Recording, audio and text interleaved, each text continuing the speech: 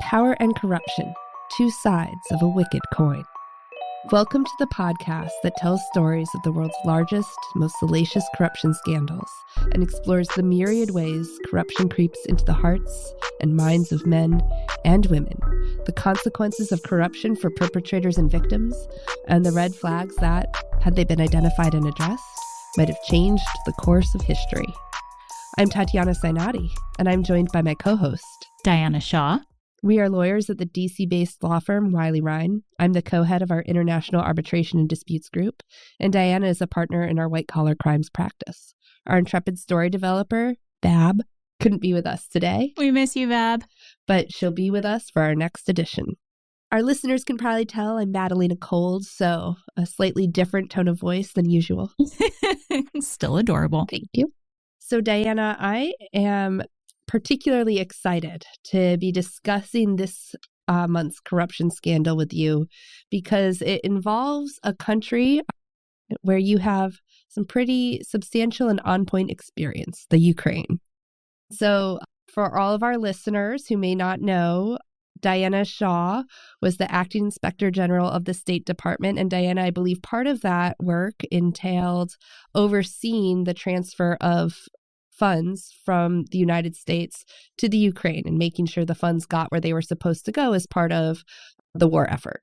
That's right. So with the onset of Russian aggression in Ukraine in the 2022 timeframe, as many of you will know, the U.S. appropriated over $100 billion in funds to Ukraine, and it was a joint effort between the State Department, Department of Defense, and USAID, in large part to ensure that that money went where it was supposed to go and had the intended effect. When we were first putting together our idea for this particular episode, we were going to focus on a particular corruption scandal involving Ukraine's president from roughly 2010 to 2014, President Yanukovych, who during his tenure, Ukraine was plagued by endemic corruption, and we'll get into some of the details of the various scandals and issues in his presidency. But in learning about that particular scandal, I became really intrigued by the history of corruption in modern Ukraine, which I'll define as post-Soviet Ukraine and independent Ukraine. And what we'll be doing in this episode is sort of tracing that history and exploring a little bit, in addition to our traditional red flags, how corruption became institutionalized in the country and what can be done in circumstances where that happens to a state. How do you get out of institutionalized corruption if it's been woven into the very fabric of your state? Wow, if we're going to accomplish that in this podcast, I'm going to be very impressed with us. Maybe a little ambitious. We'll at least touch on that theme. Okay. Love it. Love it. So the history of corruption in modern day post-Soviet Ukraine really actually goes all the way back to Soviet era Ukraine. And what happened is a number of individuals who had ties to Soviet organized crime became part of the ruling elite in the Ukraine in the 1980s, so in the era immediately before Ukraine achieved independence. And the corruption that they brought with them, I suppose, or that they institutionalized into the Ukraine in the 1980s, persisted even after independence. Our story begins with the presidency of Leonid Kuchma, and I'm going to say right now at the outset, I will probably mispronounce some of these names, and I'm very sorry for that. Despite having the name Tatiana, I am not Slavic, and so I may mispronounce some things. Leonid Kuchma was Ukraine's second president, and he served from 1994 to 2005.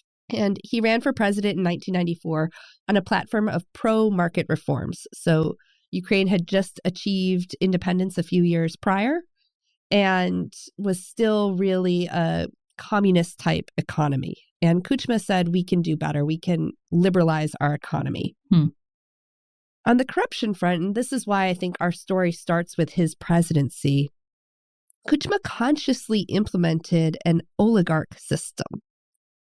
He wanted what he called financial industrial groups to drive market reform. So in his vision, he would privatize state-run monopolies and give those monopolies basically to individuals who wound up being handpicked either by him or other members of the then existing ruling elite. So here's how it worked. What he did is give out mass voucher program. Every adult Ukrainian received a voucher, which they could then use to acquire a stake in one of the state monopolies that was being privatized. Technically, selling those vouchers to an intermediary was illegal, but as you can probably imagine where this is going, what happened is people who didn't really understand a free market economy at all were desperate for money now and not willing or able to wait for dividend payoffs down the line, sold their vouchers for pennies on the dollar to a handful of private intermediaries. Many of those private intermediaries who ended up acquiring majority shares in these privatized monopolies then entered parliament. And as parliamentarians, they passed laws that benefited their own business interests. Here's one example. On April 9th, 2004, towards the end of his tenure in office, Kuchma signed a law privatizing something called Ukr-Rud-Prom, which was a conglomerate of several enterprises involved in raw material extraction. And the terms of the deal limited distribution of those state assets that had been held by those entities to just 3 prominent oligarchs, including President Kuchma's own son-in-law. And that was a law that, of course, had been drafted and approved by a parliament full of oligarchs who all stood to benefit from this and similar deals. So that's the state of the Ukraine in 2004. It has gone from Soviet state monopolies to effective oligopoly. Is that the right word? If not, I love it. An oligarch system. In 2004, in the presidential election, another individual who became President Yushchenko rose to prominence. He was appointed prime minister in 1998. He was extremely popular because of the economic initiatives that he had overseen and what they had done for the country. And he was one of the very few figures in Ukraine who was untouched by corruption. He was called the beekeeper because he loved beekeeping. He also loved painting landscapes. Just a really down-to-earth individual. And he was beloved in the country. But he was too popular for his own good, so the president, Kuchma, dismissed him. He became an opposition leader at that point, took a very firm anti-corruption stance, and ran for president in 2004. Again, his popularity proved problematic. He was poisoned by dioxin. It left him severely disfigured, almost killed him. And it's widely assumed, although never definitively proved, that it was his opponent, who we'll be talking about later, a man named Yanukovych, who masterminded the poisoning. Yushchenko initially loses the presidential race in 2004. But the election results are dubious, and the Supreme Court of Ukraine wound up nullifying them. Yushchenko then wins in a rerun. He takes over the presidency in January 2005. And he is promising radical political change. He's inspired millions with a vision of a transformed and democratic Ukraine. And he was viewed as a messiah. I mean, the word messiah was used not infrequently by his acolytes who were devoted to him. Unfortunately, all did not go as planned. The first 2 years of his term, this is 2005 to 2007, are marked by what most observers called a kind of presidential paralysis. It appeared, in the words of one of his former chiefs of staff, as though he thought by attaining the presidency, he had done his part, and he really didn't seem to know where to go from there. He was also, unfortunately, according to many in his inner circle, a terrible judge of character. This combination of a lack of drive, a lack of vision, and willingness to take charge, and an enthusiasm for people who he maybe shouldn't have liked as much as he did, really created the ideal situation for the old oligarchs and even new oligarchs to continue controlling both the government and the public coffers. Yushchenko was known for turning a blind eye to corruption for those in his inner circle, and corruption and bribery became systemic under his watch. So none of the reforms that he had promised. What do we make of that, right? Like, here he is campaigning on an anti-corruption platform, and then as soon as he's in the seat, he suddenly has a blind spot for everybody in his inner circle who is taking advantage of their positions to push corruption.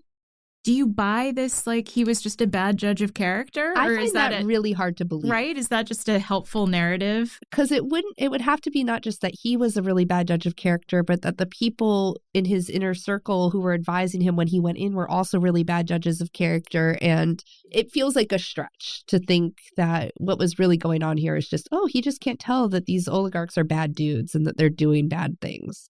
I also feel like the types of people who would be attracted to supporting him on his rise to power are not going to be the corrupt actors who are playing a long game, assuming that he's going to end up in power and then empower them to be corrupt. So some of these people must have come out of the woodworks, and I would assume there would have to be a clash between those who had come along with him on the ride, who I would hope actually have true commitment to anti-corruption principles, and then these guys who are pushing their way in. Well, and it's interesting you say that. And I read nothing about any such clash, but a number of his chiefs of staff resigned, which is usually indicative that there is, at least behind the scenes, some sort of clash taking place. Yeah. It's interesting when Yushchenko left office, they discovered that this foundation, which his wife created in 2006 to build a children's hospital in Kiev, had raised $18 million during his tenure as president. That hospital was never built. No one knows what happened to that $18 million. And it was largely given by a lot of these oligarchs who were in his inner circle. So was he really as innocent? Was he really as committed to an anti-corruption program as he purported to be, or was he just savvy enough, astute enough to realize that there was an appetite for an anti-corruption narrative when he was running for president, and that it was a good way to get into office? Or, like in so many of the stories we tell, did the power ultimately corrupt him? Maybe he started out truly believing in these principles, and then once you get into the system and you see how the machine works, it's almost impossible, given what human nature is, not to be impacted by the power. Yeah. And that actually fits quite well with this narrative of him being a paralyzed president, someone who just couldn't take action, despite all of the lofty promises he had made. Maybe he just couldn't summon the wherewithal to put in the hard fight that needed to be fought to root out the corruption. I mean, it is hard. And as you and I know, when we think about the fight against corruption and the ecosystem and all of the different entry points for corruption, it's very intimidating to try to take on, because it is like, it's a game of whack-a-mole. The other thing that this makes me think of, and I think we see this in politics everywhere, is sometimes you have very visionary political figures, and they are so inspiring because they are visionaries, but the messy, sort of unglamorous work of governing doesn't always translate from a visionary who can, inspire you with their message and the picture that they can paint with their words of a beautiful future, and like just what it takes to marshal the resources of a bureaucracy and actually translate that into getting things done. And so maybe that's part of what we're dealing with here. I could totally see that. Well, unsurprisingly, Yushchenko lost his next bid for president in 2010 to Victor Yanukovych, who was his opponent in 2004. The man potentially responsible for poisoning him, causing his disfigurement. So they just swung straight the other way. Why not? Yes, exactly. By 1997, he was the equivalent of governor of the Donetsk region. In 2002, he's appointed prime minister by President Kuchma. 2004, he runs for president against Yushchenko, wins the corrupt election, loses the more accurate rerun. Yanukovych's presidency was not smooth. It was plagued by reports of massive corruption and cronyism. More than half of the ministers he appointed were from the Donbass region, which is the region where he was governor. He allotted more than 46% of the state budget to just that one region, so the rest of the country was left with about half of the state budget. Oh, wow. That's a bold move. Yes. He consolidated economic power in the hands of a few very deliberately. That included his son, and this group was known as the family. Very mafioso.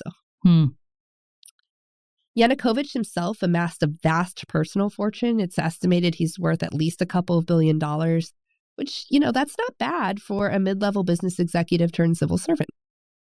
His downfall, however, was not related to his corrupt activities, at least not explicitly. In November 2013, he was due to travel to Lithuania for an EU summit, and he was expected to sign a framework agreement that would put the Ukraine on the path to eventual entry into the EU and would also facilitate free trade of goods between the EU and the Ukraine.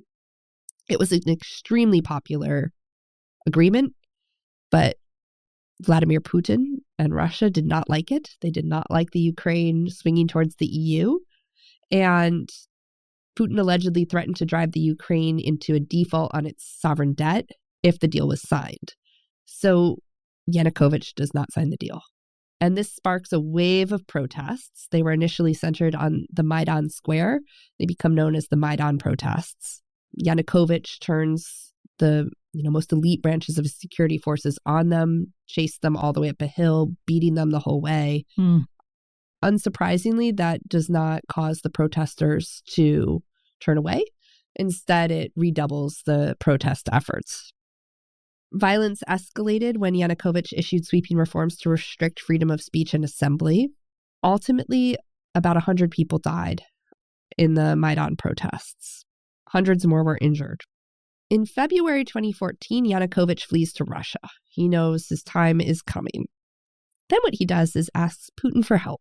He asks Putin specifically to use the Russian military to restore order in the Ukraine. Wow. Okay. So what does that do? It gives Putin cover to increase military presence in the Crimea, which is not where the protests or violence was centered, but okay. Ultimately, that leads to Putin annexing the Crimea. Which, as we know, ends up being sort of a precursor to more recent events. Yes. Yanukovych has since been tried in absentia for high crimes, treason, accused of violating the Constitution to the detriment of sovereignty and economic security of Ukraine, as well as providing assistance to a foreign state. Pretty damning.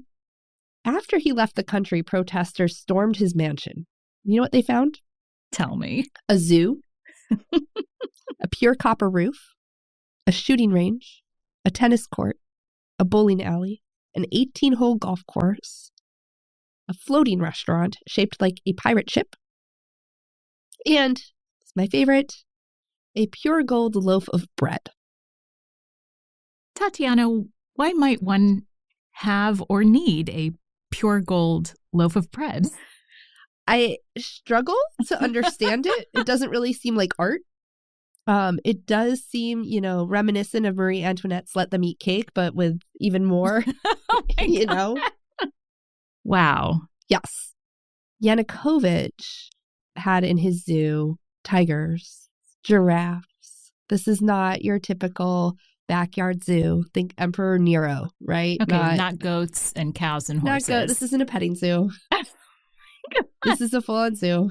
His shooting range was underground. I don't know why you need an underground shooting range, but that's where it was. But just really an extraordinary level of personal wealth. It's currently estimated that he and his associates, that group known as the family, embezzled as much as $100 billion from the Ukraine. That's the figure that the chief prosecutor put on it. And the EU and the U.S. both imposed sanctions on Yanukovych personally and a lot of members of the family in their inner circle. He still seems to be living quite well in Russia. Okay. He's been tried in absentia for multiple crimes, sentenced to, I think, 13 years in jail, which seemed a little short to me. That's all? Mm-hmm. But none of that has actually come to pass because he's been living his best life in Russia. So he's probably never going to feel the sting of all of his bad acts. a lot of what happened with him has also been kept confidential, and a lot of the focus has been on the annexation of Crimea and his assistance to Russia. But I think that's interesting and kind of segues nicely to where we are today. We're not going to talk too much about corruption in the Ukraine today.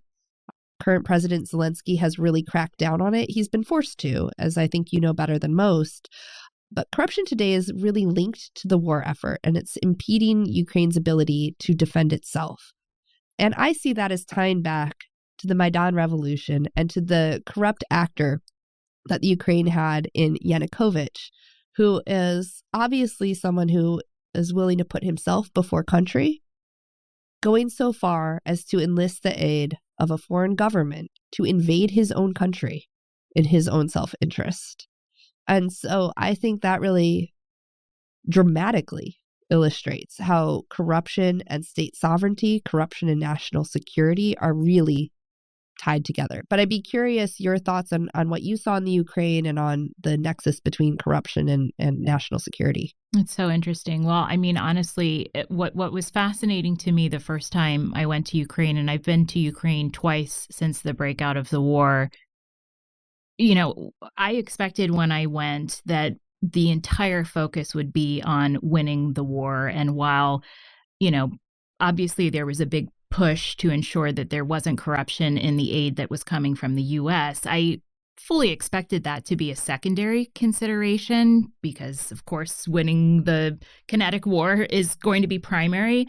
What I was surprised to find was a very strong message that the Ukrainians were fighting a two-front war. It was a war against Russia and a war against corruption because they saw them both as sort of inextricably intertwined as part of the fight for the future for Ukraine.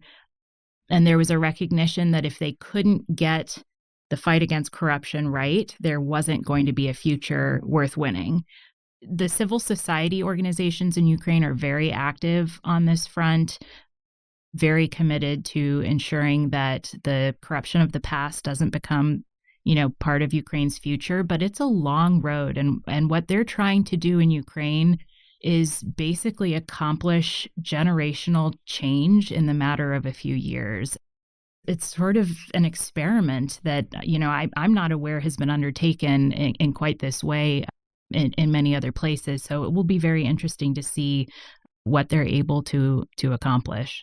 Well, we've really started down the path of talking about red flags, but I think we're at the point in our discussion where we're going to talk about the red flags that, had they been identified and addressed, might have set the world on a different path. And boy, I mean, this is definitely a heavier episode than our previous have been, but when we talk about setting the world on a different path, it's cases like the Ukraine, right, where there's the annexation of Crimea and now the more recent Russian aggression, that we're really seeing that the entire course of history maybe could have been changed had some of these issues been addressed earlier on. I think and Diana, I know you can speak more eloquently and with more detail on this point, but I think as we get into these red flags, it is important to remember that the Ukraine has come a long way. It really has. I mean, it has a long history with corruption, and I know Ukrainians really feel that. I think it's a hard thing for Ukrainians to have to own, but obviously there's a great amount of pride in the efforts that are underway. When I was there in January, there was a lot of excitement around the fact that Ukraine had increased in a positive way on Transparency International's corruption index. They had gone up 3 points in the right direction. And so they had moved to, like, I think it was 104 out of 180, which was really remarkable, a big step for them in a short amount of time. And so it's momentum like that I think is really important in a moment like this when they're trying to do transformational, generational change in a very short period of time with quite a lot of other things going on at the same time and under-resourced and everything else. So it's very exciting to see, but to be able to sustain this and to ensure that it really takes root is, I think, key here. And that's what I'll be looking for as we watch this experiment unfold. Will the inherent value of embracing an anti-corruption mindset, will that really settle into the culture and to the social mindset and become part of what Ukraine is in the future? And really, Ukraine's future is very much unsettled at the moment. So we have to see how that unfolds as well. Yeah, again, pretty heavy, like actual course of history stuff that we're dealing with. In terms of taking root, and I love that image of having an anti-corruption mindset really taking root in the society, in the apparatus of government. One of the red flags that we see here, I think, is conflicts of interest. Not having a policy on conflicts of interest from the beginning of independence, from the moment when the country is starting to privatize and have fortunes and power from private enterprises amassed in the hands of the few, and then having those same individuals be passing laws and having really close ties with the uppermost echelons of government. So curious to get your take on conflicts of interest and what policies might have been more beneficial.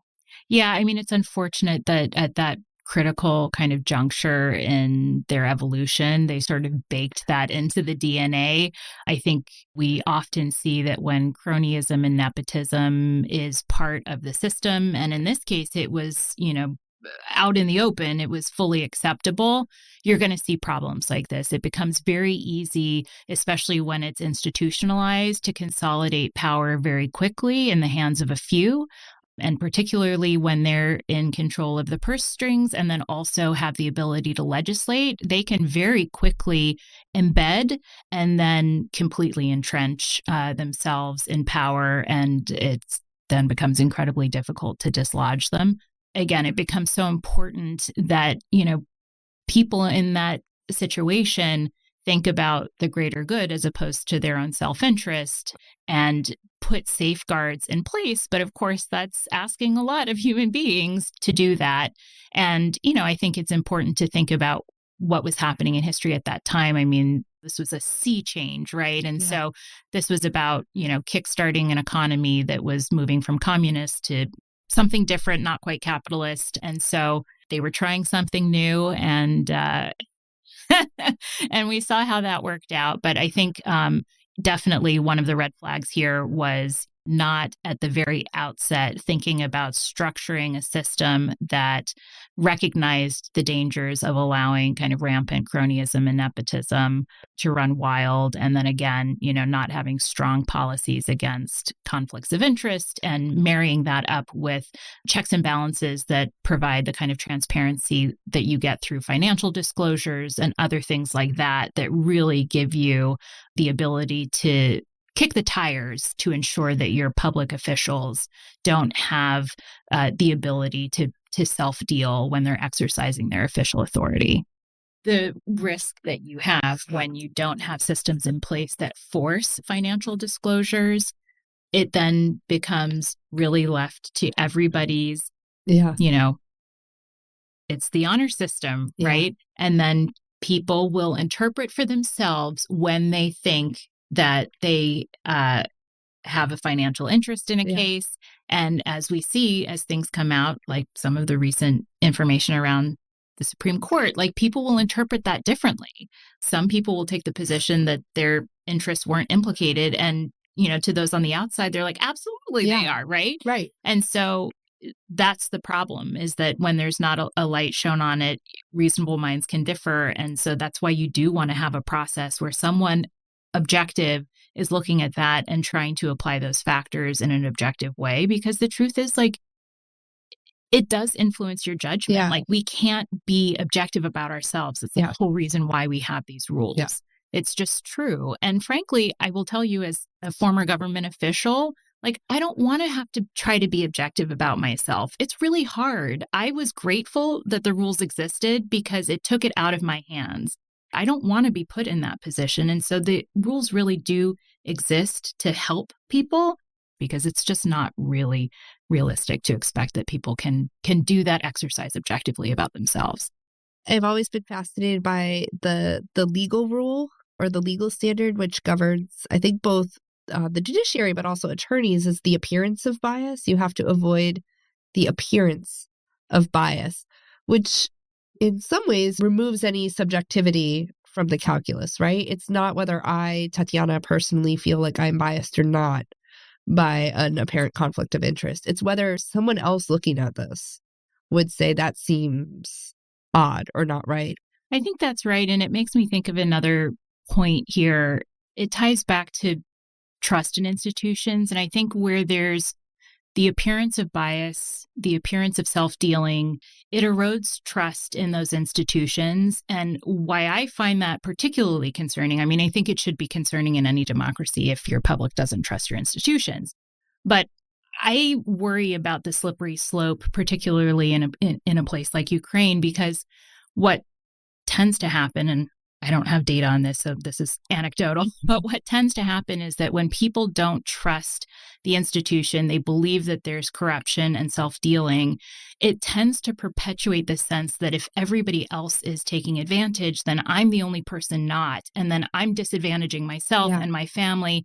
And I mean, what's super interesting is that in a lot of places, the entire system is basically set up around the notion that there is a certain amount of corruption happening. And so salaries are basically set with the expectation that people are taking enough on the side to make a living. And so the person who then doesn't is the person who's not making a living wage, right? And so it just creates this cycle whereby it's almost like you can't get by without participating in the corrupt system. So I think, you have to kind of erase not only the fact of corruption and self-interest and self-dealing, but also the appearance if you're going to have any credibility or any kind of trust in your institutions and your public officials. Yeah. Well, this red flag, I think, goes along with transparency and conflicts of interest. But accountability is one that came to my mind looking through this history of corruption. One, because for so long there was absolutely no accountability. And even now, as we touched on, some of the prosecutions and investigations that have been going on into Yanukovych have been kept secret. I think that is another just really critical element. You can't root out corruption if you don't have accountability and an honest reckoning of what happened. And I personally think that people want that, and they respect that. They respect when someone can stand up and say, yes, this happened, and here's what we're doing to fix it. Curious your thoughts on that one. I think Ukraine, and in particular Zelensky, is in a really tough spot right now because this is not the far off past. This is pretty recent past that we're talking about. Yeah. And at the same time, he's trying to demonstrate to the world that Ukraine is embracing this change and that it has made all of these strides in terms of getting on top of corruption. So it doesn't really surprise me, I guess, that now is not the time that he would like to be, owning some of this stuff, even though he's not responsible for it. I think if this were under different circumstances, if there were not a war, if he were not so dependent on support from the West and everything that's tied to that, I think maybe we might see more willingness to embrace and own that history. But I do think he's maybe between a rock and a hard place on this. I totally agree with you that it is so important to be accountable, and that people do want to see their leaders fully accept this and bring it out into the open and acknowledge where mistakes have been made and really talk about what they're going to do differently to avoid it in the future. While I do think sort of like in the abstract, it's a missed opportunity, I think these circumstances are sort of unique. And so I can understand maybe why in this case, there's not that full reckoning happening, but maybe it's going to come down the road. I think we can wait and see. I really hope so. Well, as always, this scandal has a lot more to it than we were able to cover today. So we'll be posting some additional information in the show notes, and we might come back and explore another angle of the scandal on future episodes. I think the Ukraine is going to be a place to watch from our perspective. But until our next episode, I want to thank our listeners for joining us for today's episode and invite you back next month when Diana will be sharing another salacious story of corruption. Any teasers? So I actually will share some teasers. We're going to build off of this episode where we touched on institutionalized crime. We're going to take it to Brazil, where we will be exploring how institutionalized crime affected Brazil with Operation Car Wash. Can't wait. It's really good. If you like this podcast, please let us know by liking us on whatever listening platform you use and maybe even sharing us with friends, family, or anyone you know who, like us, loves a good story about people behaving badly. In the meantime, be good, and we'll see you next month. Bye. Bye.